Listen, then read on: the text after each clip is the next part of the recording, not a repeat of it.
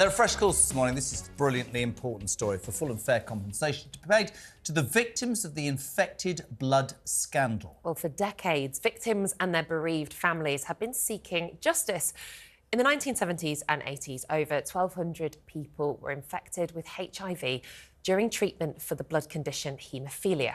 Well, joining us now is a victim of the infected blood scandal and the chairman of Tainted Blood, the largest campaign group that represents victims, Andy Evans. Andy, good morning. Thanks so much for joining us here on talkTV. Morning, guys. Can you just tell us a little bit more about your experience as a victim of this huge injustice? Sure. Yeah, I was infected through my haemophilia treatment at the age of 5 with HIV and hepatitis C.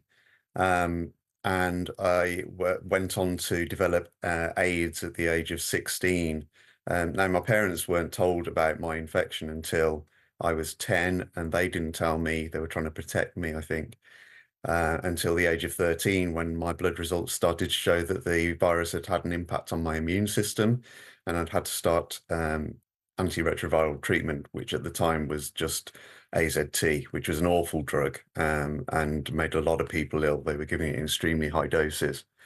And so, I was told to keep that a secret. My parents were told to keep it a secret. It was a dirty, dirty disease, as far as we were aware.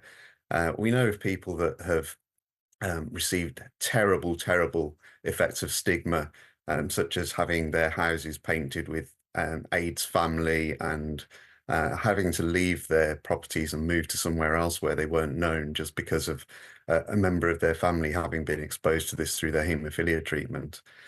And I, when I had AIDS, I was in hospital, in and out of hospital for 4 years until the new antiretrovirals came along.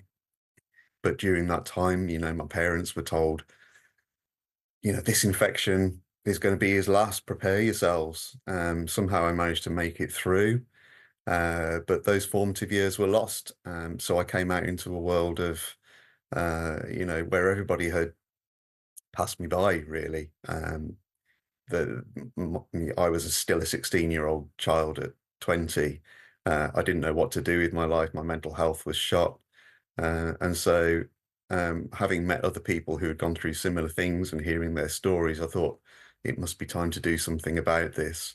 So in 2006, I set up the campaign group Tainted Blood, and we've been pushing for a public inquiry and apology and full compensation to victims ever since. And can you talk to us a little bit about what the government did at the time, or certainly the practices that were in place at the time that meant that screening for issues such as HIV, hepatitis, etc., weren't flagged at those early stages?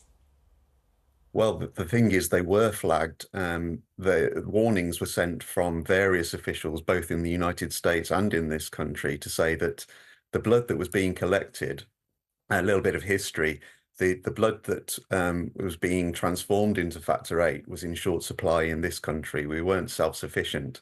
And so David Owen in the 1970s put in a plan as Health Secretary to make the UK self-sufficient in blood products. Unfortunately, that was shelved when he became a minister at the Foreign Office. We don't know why. It was just quietly sort of disappeared. And as a result, we still maintained a shortage, and we had to import factor VIII supplies from United States companies. And the United States companies were harvesting paid donors' blood from places such as Skid Row and from prostitutes and from prisons, basically people with a high risk ratio of being infected with HIV and hepatitis C. Andy, can I jump in, mate? I promise you I could do this for hours, but as usual, very quickly, first, how's your health? At the moment, struggling mentally, but physically I'm okay, yeah. Really proud of you being on here. We saw what happened with the post office scandal, Horizon. This is on the same scale in my mind, and every single news organisation and paper should be part of what is the most disgusting miscarriage of justice. I would love to talk to you all morning, mate. We have the greatest of respect for you coming on, and I appreciate that. And I promise you as a station we will continue this fight, because it is a severe injustice and people need to understand that. But we have to go, and I hope you understand that, Andy, yeah? Sure do. Yeah, thanks for having me on. Thank you, Andy. An absolute pleasure.